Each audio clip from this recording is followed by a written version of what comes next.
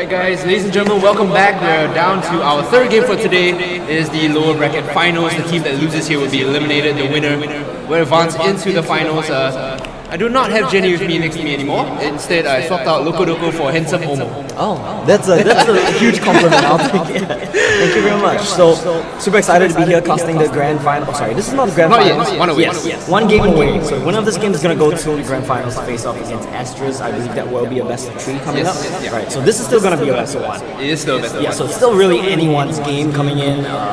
It's gonna be pretty exciting. We saw quite a bit of a slump in the previous game, honestly speaking. Let's hope this one gets a little bit closer. I think the teams are definitely closer in skill for this game. Asterisk, of course, the team to beat, we've said that multiple times. We will be jumping into picks and bans very quickly, and production has announced that we've got our first winner for the skin code giveaway, which we will probably try and announce later when we go into the spectator delay. But for now, I kind of want to pick your brain about this pick and ban, because you are someone I think has the probably top 3 analytical mind when it comes to League of Legends. You know, you've been coaching so many of these teams and just sending Singaporean teams to like regional championships, or at least competing for regional championships. This is my time, you know, I want to pick your brain. You flatter me, man. I wouldn't really say that's the case, but yeah, let's go ahead. So, what do we have coming through so far in draft? This is patch 9.2, Lissandra Lucian ban out Gragas and Varus very quickly for Hanami. Comfort or meta? What's your thoughts here? Oh, I would say a little bit of both actually coming on. Varus and Gragas not typically bans that you would see, but they are decent picks in the meta. They're not top tier, but they're not bad. So when you're planning for a competition like FSL where players aren't, you know, their champion pools aren't as wide, you just generally want to ban what they're comfortable on, get that away from you, because the value of comfort on, you know, like game days, LAN competitions, it's so underrated. So you just want to get them on something they're not too comfortable playing. Okay, so make them feel uncomfortable, make them play something that they're not used to, and maybe try and take advantage of that. Knightress, however, still sort of following meta, banning out the Scion as well, whereas Hanami, like you mentioned, you know, just want to take away anything that Knightress might want to play. See, our first pick still open. We have Aatrox on the table, Sejuani, we saw Asterisk like that a lot the previous game, but Cassiopeia, one of the picks that really come into power the past couple of patches. Yeah, and I mean, if we want to talk about drafting meta as well as what's good in the meta right now, some of the bans that slipped through are really bad for me. I mean, like Cassiopeia, Aatrox, which we saw last game as well, I believe, not have much of an impact in that game. But Akali in the last game, that was crazy. Yeah, I really as well. That's something that's not bad, something that we could possibly see. And I feel like that's something that we should be looking out coming out from these teams. Of course, neither one of these picks are going to get picked up, but Cassiopeia first pick for KT are going to be locked in. Of course, it's technically a flex pick as well. For sure. It's one of those picks that can be put in the mid lane or the bot lane. Not so much an AD carry as it is a mage that does consistent damage over time, like you mentioned. I want to point out that you said earlier, it's still on the table. This is 9.2, which did see some nerfs to her numbers. She's a bit more burst oriented now, not so much on the laning, you know, spam Q aspect. So it's still up for contest. It's one of those things I have to feel. Yeah, so her strengths were kind of moved around a bit. I would say like the biggest nerf is not even like on her ultimate. People are just complaining it's so annoying to try to dash around the minion waves with the nerf to your Q damage on minions. So that's the main thing to look out for. We are going to see the ball lane from KTR get locked in right now though. It's going to be a Braum and Kai'Sa. It's a pretty good combination. It's not bad at all. You got to see if Kai'Sa can scale, get some items going on, and that's a very strong pick to look out for, because Dice is one of Hana's top players. So we will see what counter pick she has prepared for Kai'Sa. What are your thoughts on this? Because there's still, you know, Caitlyn open, and we saw this team favor Caitlyn Morgana quite a bit. Kai'Sa Braum actually doesn't deal with the push as well, I would imagine. Yeah, Caitlyn's open, Lucian's open, but they're not going to take any of it. Oh, sorry, Lucian is banned. Ezreal is open, but it's not the best matchup. Yeah, I have a very bad habit of not noticing some of these bans coming through. It's cool, man. Caitlyn is still open. They are going to opt for the Aatrox instead. You do have a pretty solid lineup coming in from... Actually, both of these teams have a pretty solid lineup, but I want to see what DICE has prepared. That's the number one thing right now, because if you're not picking it by your third pick on the red side, it's likely to have some AD carries getting banned away by your fourth pick on red side. So, you know, if you say Caitlyn's the top pick right now, it does very well with Morgana as well, that's likely to be removed right now by KTR. So with that pick removed, with Lucian removed, are you just going to default back to Ezreal? That's not really the best matchup you have for that, I think. So I want to see what they have. You know, maybe like a Draven or something. Oh, right. So a lot of options there, I think, still open, but you really want to see what they ban out in the next phase as well. And I think the Renekton is, I guess, an answer. They don't want to have to play Aatrox into Renekton. I feel like that's quite a tough matchup for the Aatrox player. We saw that happen, I think, in LEC earlier in the week, you know. The Renekton got the better hand of that matchup. So removing that out of the pool, and now you talk about it, the Xayah out. Yeah, so if you're on side of KTR right now, you can make a couple of assumptions. Top lane ban's coming in. After they pick the Aatrox, it signals that your Aatrox is probably, or at least like highly likely, going to the top lane. Right. Coupled with the fact that Coco was the ones who played the Aatrox earlier today. So there's a very good chance that's going to be a top lane pick. So you know that their mid laner is still being held right now. I mean, on KTR side, you kind of also know that the Cassiopeia is going mid. No matter with so many flex picks going around, that's really the main thing that you have to consider about a draft. So most of these teams, the flex picks options are kind of getting removed right now. So you can kind of show their hands pretty much at any point they want to already. I want to point out that both teams right now in the second pick and ban phase have very distinct target focuses right now, because you mentioned Renekton, then they topped up the Jax. So this is like a we don't want to have you in a good top lane matchup sort of situation, whereas on the other side of the coin, 280 carries banned out. So like you said, going for the face, that's an option. That's a prep, you know. Let's do it. Yeah, so typically you would see a couple of picks going to Kai'Sa if you want Lucian, which is typically banned away. Vayne is an option because Vayne does very, very well into Kai'Sa later on in the game. You know, Kai'Sa will try to shred your backline, but Vayne will just 3-shot you, 2-shot you against his range play as well. Sivir is also an option, but that's not going to be picked up this game, so we'll skip that. And that is going to be a very, very scary combo coming out from the side of KTR. Shen and Nocturne, you're pretty much never safe when you think about it. Yeah, especially considering Nocturne has been shown a lot of focus in this tournament in general. FSL junglers have really shown a preference for that Nocturne. Now with the double global as well, I think add in the teleport, excuse me, not teleport rather, but the fact that they can join in so quickly, it makes your bot lane now want to play a bit more aggressively. The opponents have to be a bit more careful as well. Yeah, that's okay. I was gonna say that's not a pick that I would really prefer right now, because you look inside of KTR, what are they running? Every single member on their team, barring I would say Cassiopeia and maybe even Blanc to some extent, they can dive you. They can dive into your backline. If you're already playing around your Vayne, you probably want something like Orianna? Orianna is also pretty immobile, so maybe not the best pick in the situation. Galio is also kind of hard to play going into Cassiopeia as well as Nocturne, which can turn off the lights, make it hard for you to play around your team. But picking an immobile carry like Syndra, it makes life really, really hard for Delusion. It's pretty much signaling we have to smash the mid lane, we have to smash the Cassiopeia, and then we have to snowball the game from there. Let the Vayne scale up before your Nocturne and Shen can make their plays at 6. It's not going to be easy though, because Cassiopeia is a pick which can itemize into magic resist, because we do see the meta with Cassiopeia being Comet and Q-Max right now. Cassiopeia build, it's unlikely that that's going to happen, but we'll have to see how this game plays out. Yeah, so like you mentioned, the focus now for Hanami might be to pull all their resources into the mid lane. You have the bot lane just play it safe and hit that minimum farm point where you can turn the game on its tables. Whereas I think if you're Knightress now, what would be your game plan, and how do you approach this? Really simple. Don't let your mid lane die, don't let your bot lane die, wait until you get your ultimates and then just try to kill the kill. Hit level 6, press R. Pretty much. Sounds good. In this small delay now, I think we're going to take the time to announce the winner of the skin code giveaway on our stream. I believe his name is, and excuse me if I'm pronouncing this wrong, but it's Hamizan Baharudin. Congratulations, you've won a Playmaker Lee skin. The admin of the page will be contacting you relatively soon, so keep an eye out for that. Of course, for the rest of you still tuning into the stream, there are a lot of giveaways that we're going to be conducting, like and comment and share the stream. And if you're, in the area of Somerset, come down and watch the matches. There's a lot of prizes to win. We have emo hats, we have a secret lab chair to give away at the end of the day, so that's something to keep your eye on. I know a few people out here just for the Secret Lab chair. They really, really want that. It's a huge prize, but of course, come down, watch some great games while you're at it. And while we're on the topic, shout out to the sponsors as well. We have Logitech, Secret Lab, Singtel, the venue sponsor, Legion by Lenovo for the PC hardware, as well as Escape, Josudo, and X-Split. Of course, it's amazing sponsors that help us, make this happen. And I like the venue here.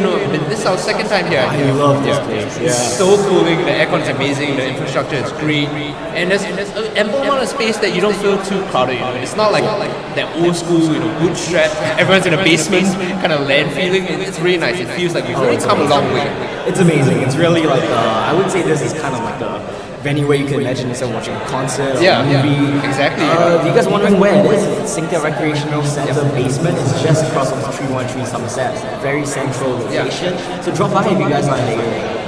I mean, from there it's what? Exit from the skate park, across the road, you're there already. Oh yeah, exactly. The only tricky part might be navigating to the basement, so ask the staff around, say you're going to basement 2, maybe just follow the people that are going to watch the match, I know a couple of our fans got a bit lost, but eventually hooked up and came together, so... Yeah, just ask the staff where's the female Singapore league. I'm sure they know where For sure. Yeah. I'm not sure if we have a hype video for these teams, but okay, production just says we do, so we will be cutting into that relatively soon. I think for right now it will be Knightress.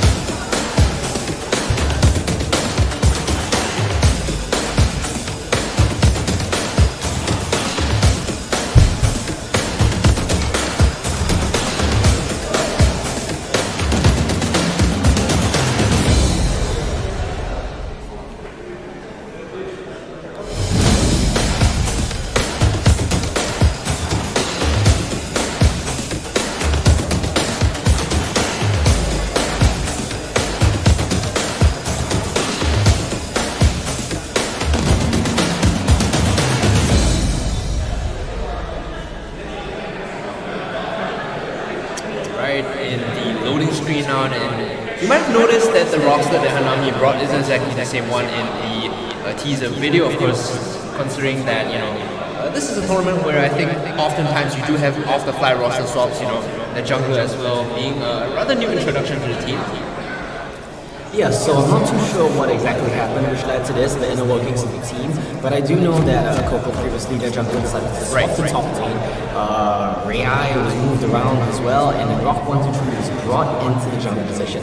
So it's a very interesting addition. We'll have to see how it plays out. I believe the first game today was on Zac as well, so coming in, showing off on those tanks. We'll have to see how she does on that Sejuani. Of course, your main priority when you're playing Sejuani as well as Syndra in the mid lane, you want to be able to make a pick onto Florey's Cassiopeia when you hit 6, but you have to be really careful because if you hit 6, Shen and Octane, they're probably going to be 6 as well. They'll turn the tables on you. Oh, they will definitely turn the tables on you. That's something you have to watch out for.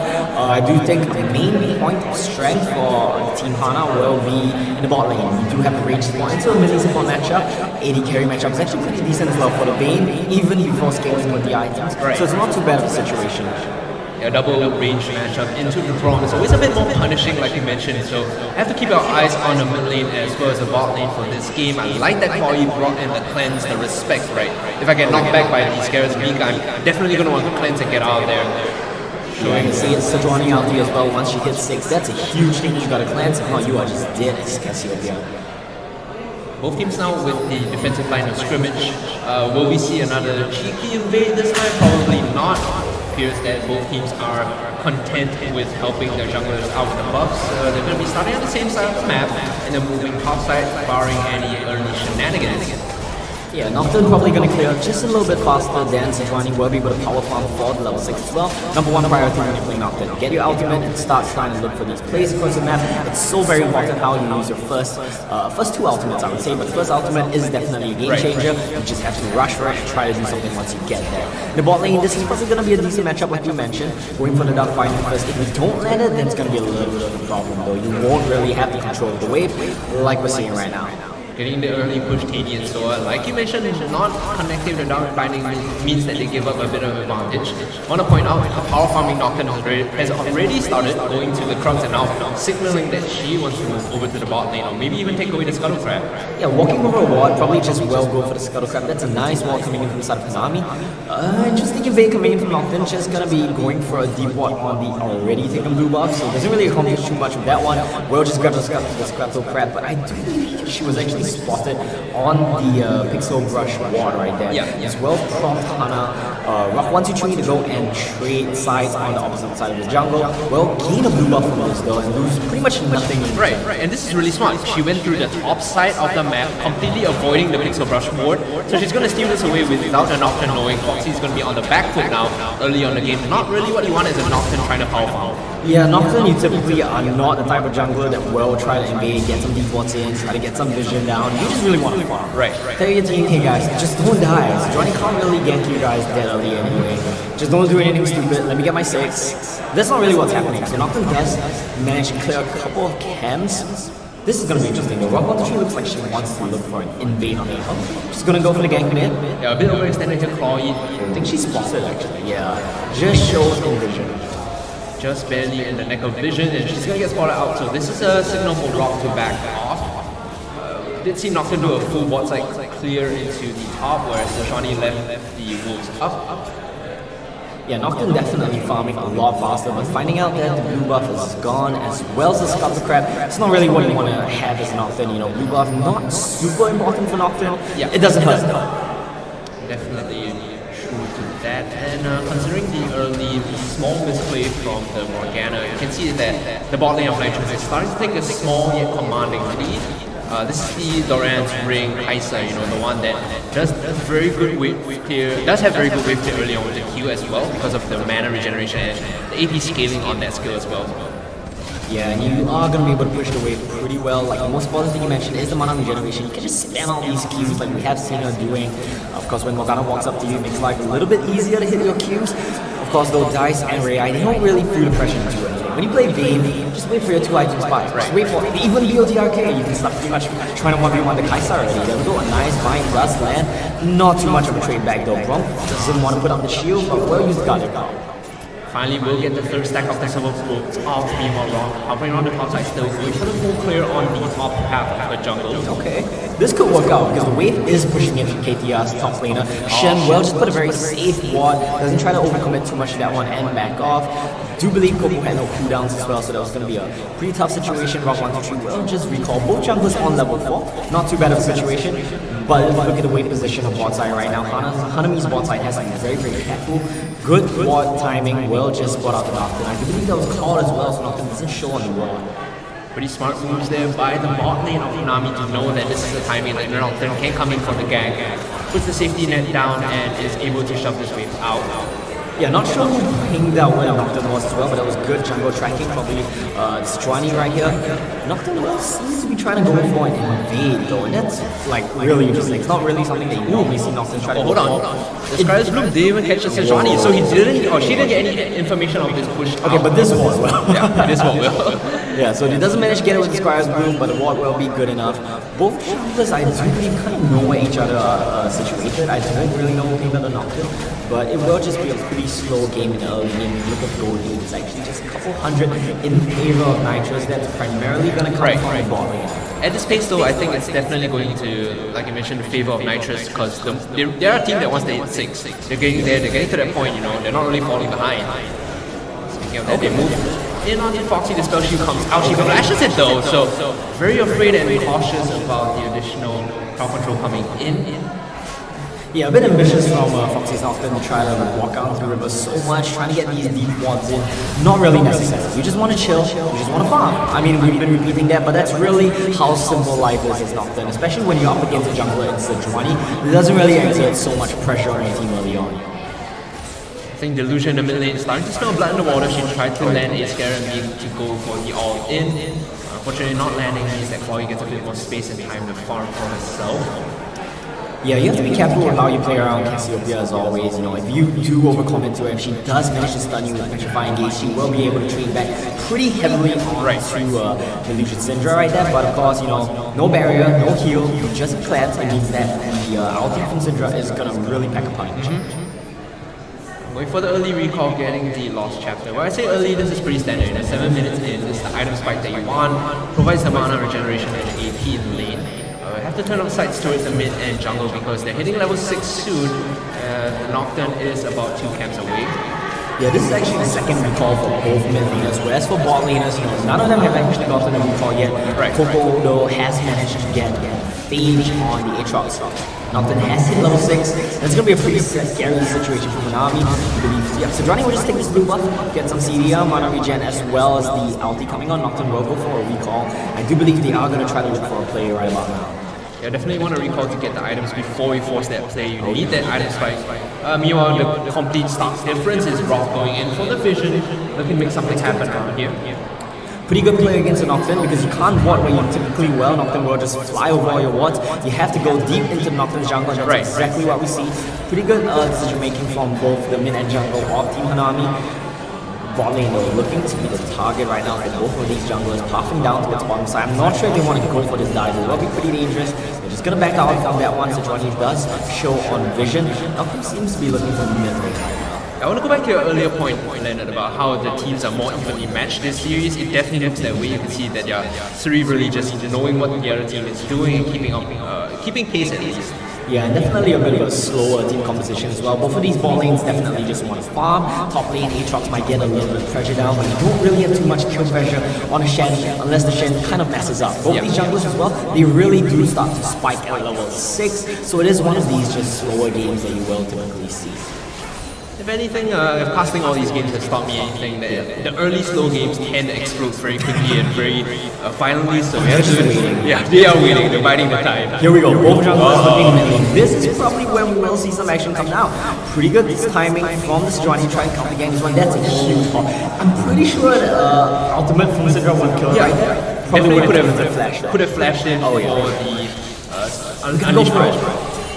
We're not going to go for it, but we'll just get a little bit of wave control. Not too bad of a situation for Delusion. We do see a little bit of difference from Clory, Syndra as well as Delusion. Syndra, I believe in the last game, Clory opted for the, I think, common on Syndra. Gives you a little bit more poke, but these trades that you see, you know, if you land all your spells, Electrocute is going to give you so much burst, especially going through the late stages of the game. Rock 1, 2, 3, using the mid lane advantage gained by Delusion. We'll just start off the dragon. We'll be able to pick this one up no contest as well. This is very calculated slow play. Instead of going for the risky flash all in, they take the small trade that has a minimal risk. Move up to dragon, we definitely have the mid lane lead. So now we claim that for ourselves, and that's an air drake as well. Most people feel very strongly about it. The fact that the additional movement speed helps you get back to the lane faster. What's your take on that? I do like the air drake a lot. I mean, I feel like it is one of the worst drakes, or rather one of the lousier drakes. But it's not as bad as Ocean Dragon. Fair enough. I do think Wind Dragon is actually one of the dragons that I would put. Okay. You know, yeah, I mean, they're just 4 dragons, right? Dragon on this is number 3. Like, it's third, okay. It's third, yeah. It doesn't give them stats. Oh, look, the piggyback coming in, uses the paranoia, but not in vision. It will eventually land, but not without the Shen behind it. Going for the all in on the back raid on the target. Now Dive has to back off. They're using the Glacial Fissure, and they will find a return counter kill, mistimed and misplayed. Knightress pay for it with a single kill. So, kind of out of range right now. Yeah. Kind of out of range. The idea was there, you know. I'll give you points for that. Execution. Yeah. Kind of lacking. You hate to see that, man. You really hate to see that. It does feel so very bad. Just blowing out the summoner spells from Rhea, well, take down both of these ultimates from Foxy as well. How do you pronounce the Shen's name? I just call it EXWT, man. EXWT works for me as well. It's kind of not really what you want. I think towards the end though, was forced to use the teleport to hit back into the top side to defend the turret, so really a decent game loss, right? Yeah. Huge damage coming through from Illusion as well. This is a mid lane where, you know, the button is on the Cassiopeia to outplay. You have to dodge the spells. Right. You have to try go in, read through the spells, get a couple of poke down. It is definitely a harder lane for the Cassiopeia to play. Syndra, yeah, that's what happens when you take cleanse. You know, you will be able to dodge out the ulties, but Sejuani out is just gonna completely delete you. Yeah. I think even the Glacial Prism wasn't used there. It was just 1v1. Delusion got it by herself, and now they're gonna get the plates, man. The sweet bonus. You gotta get that plate. You get 2 plates, it's what? 160, right? Yeah, 160 each. Pretty good situation coming in from Team Hanami as well. You get a bunch of gold going over to the Illusion, just like that, because 100 CS, a kill, 2 plates. It's a pretty good situation. Probably can't come back from Rubens just yet, but she is in a very, very comfortable spot. Right now, 1, 2, 3 going for the deep ward right now. Just gonna back out of that one. Very calculated play coming in from Sejuani. Not going for too many risky plays. Playing around Vision pretty decently as well. But hasn't quite used the first ulti yet, which is something that we have talked about. You know, Nocturne's first ulti was used, nothing came out of it. Sejuani's first ulti is still in the pocket. The thing is, I feel this might be a happy problem for them because they never really had the need to force it, right? They've always outplayed or at least gotten the solo or duo kills by themselves. So Sejuani hasn't altered, but it's not because she couldn't find opportunity, it's just that she didn't need to. That's fair enough as well. We do see in the top lane 2 early CS lead coming in from the side of Coco as well after the botched bot lane play from the Shen. This is a pretty comfortable situation for Hanami. We talked about the Vayne just wanting skill. We talked about, you know, the Aatrox doing pretty well later on in the team fights as well. So this is, honestly, we can just sit back and chill at this point. They just have to dodge out another Nocturne ulti and Nocturne is pretty much done. The onus now is on Foxy to convert something on the next Paranoia. Of course, it is off cooldown now. 13 minutes in, they could look to make the play happen. On the bottom side of the mid lane if they so choose. I think the better option here might just be the bot lane, considering they could opt to force this. But what's your take on this? Which lane do you attack now? You could force a bot lane. It is an option, but the problem is Braum is so good at shutting down these plays. If you play it correctly, you know, a good wall will pretty much shut down Vayne. A good ultimate is going to shut down the Sejuani dive attempt as well. Honestly, if I was Sejuani, I would just spend my time camping out the mid lane. It's pretty much the only lane where you can win a 2v2 at this point. Well, maybe top lane as well. And it's pretty much the only lane where you can just completely force, land an ultimate onto the Sejuani with no cleanse. She's there. And we do see Foxy though, she is waiting in the wings, she wants to look for this mid lane as well. The Lucian does have flash. The land on the stun is going to call for the Paranoia to come in. They try to go in to get the disable on the flash, but eventually will get out. A bit of a mistime, or rather miscoordinated effort here from the KDR girls. And that's the second Nocturne ulti that you see completely not achieving anything right now. It's not really what you want to see. TP attempt comes in to the bot lane from Coco. Here we go, we do see out. There's your Glacial Prison, there's the kill after that. The first one you said it had to count Leonard, and it did. This is bot tier 1 going down for sure as well.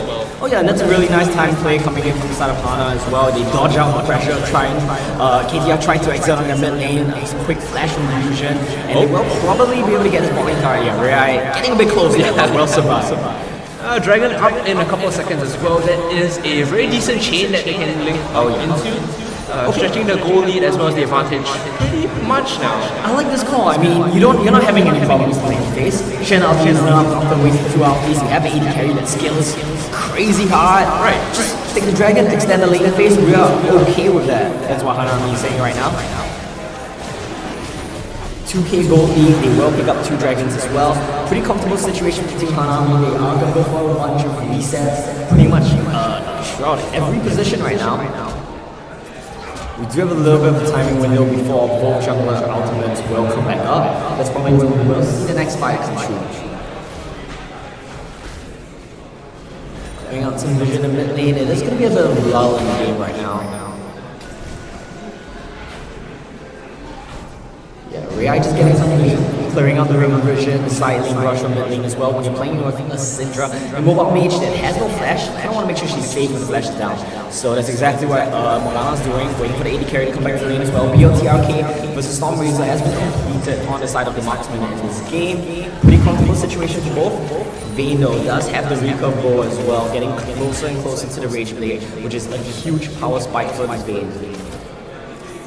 Gonna just shred through Shen and Braum in the latest in the game. Gotta play around the Nocturne Paranoia as well. Quick Black Shield dodging out on the Fear, and Dice's Vayne should be pretty much good to go. Both junglers with their ultimates back up. This is the time of window where they should probably be looking for another play. We do see Delusion as well as Rock 123 heading up towards the top side of the map though, but Shen will just be hugging the turret, playing this one out safely. Not gonna take too many risks right here.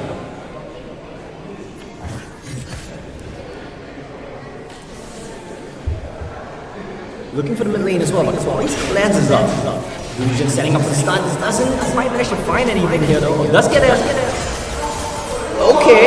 Perfect Zodia's Hourglass to get out of trouble right there. And Leonard, you don't really need a cleanse when you can clutch it like that. Yeah, definitely. So cleanse and stopwatch. Use trading for both ultimates. It's not the best trade for Chloe, but it is pretty easy. You do use huge timing windows from both Sejuani as well as the Syndra, and your stopwatch is down. So you survived, but the next gank you are probably gonna die. No flash, no cleanse, no stopwatch.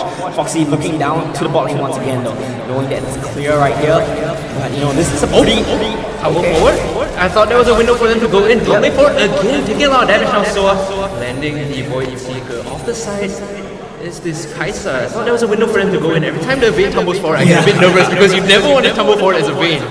Well, you could, but if there's nothing waiting in the wings, that's really when you don't want to go. Black Shield coming up right now, and you will just try to kite with this one. It's going to be a very, very nice stopwatch coming in from Rai, keeping himself alive. You will manage to get the counter gank down on this one. Foxy does have the Stand United coming down. Great on into the back, and now they have to turn this fight around. I don't think they can find anything. So I was very low there. Teleport coming in as well. You can see off the side of the screen. It's gonna be the Shen returning to the top side.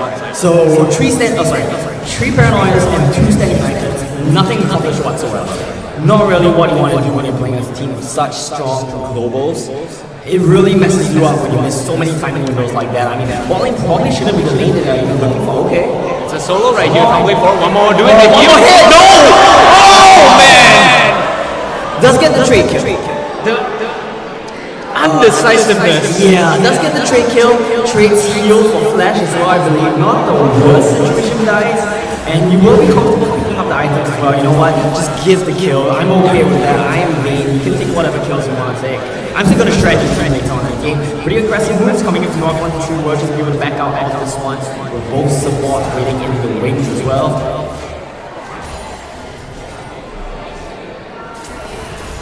Just gonna be about still about a 3,000 gold lead coming in from side of Team Hanami.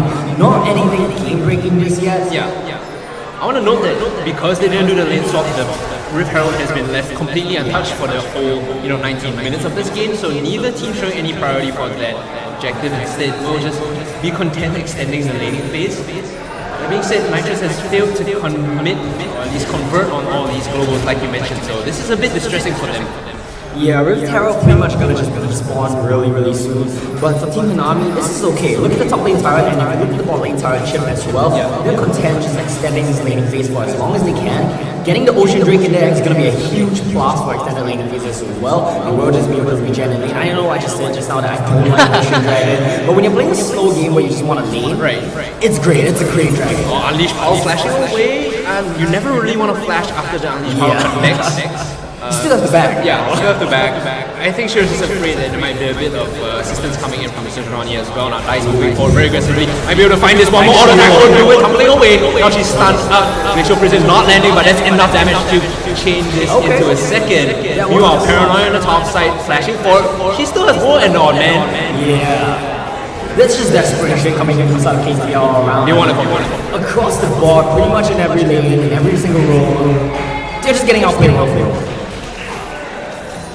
I like what we're seeing every time they convert into kills. The window is always open for them to take another objective. It's turret, kills, and dragon. Turret, kills, and dragon. It's great. I mean, they just want to scale. This is perfect for them. Coco just TP back up in the top lane. No harm on the top lane tower done as well. They are, I would say that really happy with this. I mean, 6k gold lead, you get 3 dragons in there. Your mid laner mid get soul turret. Nocturne doesn't get a single kill from all 3 ultimates. This is so sweet for Team Hanami right now. And I just want to pull out into a sort of macro view of this game because the past couple of games where we saw Hanami play, they've been a team that has astounded me just individually by mechanics. It's not been a team based on execution. Right now they look like they have a solid macro plan, they know how to play the map. Going up against Asterix, if they win this, do you think that's something that they're going to need more? You're definitely going to need more to beat Asterix. This is a team that has been around for quite a long time. They've practiced playing together, and their mid laner is super great, like we saw in the last game. It's going to be a problem. We're seeing Delusion, kind of doing work on the mid lane. But last game, Kennerman just exploded. So, both mid laners won, but which one won harder? That's the question, We'll find out if Hanami can close out this game. Still, of course, it is only 21 minutes in. A 5-6k goal lead is enough for them to explode a little, but is it enough for them to close out the game? Is the question. Yeah, we'll have to see. I mean, I feel like at this point, Vayne sitting on 2 items, Syndra is so comfortable on 2 items as well. So Johnny got a nice put that on the Vayne, Black Shield on the Vayne. As long as you guys don't miss any timings, then you should be good to go. There you go. Nice ball on the Vayne. This is what you love to see, right? If you're a Vayne player, just like protect the AD carry, guys. Let me do it. If you're a Vayne with Black Shield, Night Vow, or Frontline, you don't even need to care about tunneling in. Just go. Your team is just gonna defend you, kill them all. Heard the call, ladies and gentlemen. Leonard says kill them all. I think that might be the play here as they move forward. Delusion is not landing stun. Well, barely clipping on the side, but still, that's awesome. You don't need to hit the stun when you're that fast. Foxy waiting in the wings, looking like she wants to use the Paranoia. And no, just gonna throw out the dust trail and back off. There's a small window here for them to force it if they want to do so because Dice is nowhere near the area. Yeah. Dice as well as Rare will just go and pressure the top lane. If you look at Delusion right now, Delusion and Rock 1 2, they are just holding down the fort, pressuring the lane tier 2. They don't need to go for anything because they are just slowly but surely choking Foxy out of this game, choking KT out of this game. Raptor's stolen from under her nose. 4 members here trying to defend exactly, that. I was just about to point out. They got 4 people here, they can't pull the trigger to force the fight because they know that in the best case scenario it's going to be a 2-for-2. Yeah. This is a slow burn, and I think Hanami are choking them out right now. On the top is Dai farming this out, split pushing alone. We saw Ray teleporting, or rather recalling back to pick up the Iron of the Lock of the Iron Solari. Right, so if you were Team Dice right now and ask yourself, how are we going to close out this game? It's going to be pretty simple. You just want to lay your Aatrox in your vein, keep pressuring the side lanes. When you see a timing window to do so, whenever you saw the side, go and possibly play around an objective. It can be anything. Dragon, Baron, you see Vayne just actually flash away right there. Not sure what happened, I think she got caught. Glory just going to use Stand United, might still drop. Last thing of the Ignite is going to finish it off, and the Stand United, not enough. Friendship is not going to save her life. That hurts so much. Stand United use and double stun. Double stun might have to convert using the paranoid effect to disengage and turn off the lights. They were so afraid right there, and they had to just force it out. Like you mentioned, Dice had this preemptively flash sometime earlier, so there's no real window for her to chase up into this. I think they might just be content with the mid tier 2. Okay, that works as well. We're just going to get the force. Yep, one more attack will do it. Glacial Prison connecting like that, it's pretty much a death sentence. Oh yeah, I mean, you have Spell Shield option, but you have to be fast to pull the trigger on that one. If the Glacial Prison comes true, you don't manage to Spell Shield, you are just gonna die. Yeah. Bot tier 2 goes down as well, and one fell swoop, they pick up 2 inner turrets. Let's go back to the turn. Vayne, swipe them, so you are just gonna shred. This is the mother of percentage HP damage. Like, she has Green Swoosh, she has Glittering Cage, she has Silver Bolts. What more can you want? Yeah, people always like, hey, we have Kai'Sa like can do Baron really fast, we have Kha'Zix can do Baron really fast. We have a Vayne. We're gonna shred the Baron. I don't really know if KTL want to contest this. They look like they are trying to, but Lucian just throwing them off. Getting stunned up for their troubles. Baron is down to 1,300 gold. They might look to go in for this. No, it's been swindled away by Rock. Very solid play, as the name might suggest. Now they're looking to turn onto the Cassiopeia. Not landing the stun. Fancy feet coming from Chloe. But the flash in should be enough. Oh man, really? One takeaway. Wait. The flash? Hello? Coming in from the back line. Coco joining in with the flag, a massive play in fact. Now so as the target, the sacrificial lamb, the bomb will go down, but not in time. Went on a bit too early, using the killing instinct to run away, and the flash as well is the Kai'Sa. Yeah, that was a pretty brutal fight coming in inside of KTR. They lost like 2 members, make that 3 members as well. The flash down by Coco to finish her off, and now they're looking to walk this one in with the Baron buff. Only 2 range minions, so they can't really start the siege just yet, but if they can find a pick like that, they can! Moving in for the instant kill, AWT, now the next target. Yeah, Spell Shield is up, don't press the button, it won't really save you. They're just running it down. Run it down. We've seen like 5 minutes straight, they've just been getting kills, taking the turrets, taking Barons, taking the base. Another kill, they might add on to this, they get a couple more kills. Overextending is Soa and Chloe, but they're gonna play this one a bit safer. You have to test that. Test this. Come on, man. You can test the skill shots, but you can't test your R. Press R and die. And that's just die. Another stun landing. So now has to be careful. Oh man, the binding is not what you want, man. Okay. They will just end it right here, 26 minutes, running it down. Now before they get a counter kill, I think they just won 1 on the board and make it 2. Alright, they got 1 on that one. Presence of mind, looking cool down and knock it it's watered down already. Right. 26 minutes though. We said it wasn't a convincing win. We said it wasn't. We said it wasn't as convincing as what Esports did to Knightress. But after about 20 minutes, they kind of turned it on. Yeah, we might be choking on words like we said.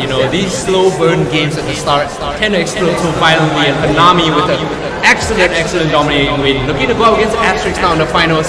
I'm excited with that. Yeah, this definitely looks to be a very, very good finals to me. I mean, both of these teams put up very convincing performances in their matches to get into the finals. I'm going to want to see how this one really plays out. I mean, I would point to the mid laners of both these teams as the pressure points to look for. So I feel like that's going to be a very, very important matchup. And both of these teams should want to draft around that and plan around that. Yeah, not to mention, guys, it is a best of 3, so there's a lot of windows for both teams to sort of adapt on the fly and make sure that they can keep up the game plan, the draft and the execution as well. For now, guys, if you're on the stream, we'll be going for a short break. Of course, we will be doing our giveaways on site here.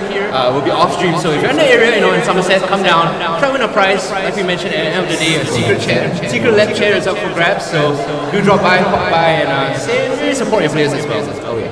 So we will be heading into a quick break pretty soon, I believe. So when we come back to that, we will have the grand finals of the Female Singapore League 2018 with Asterisk against Hanami.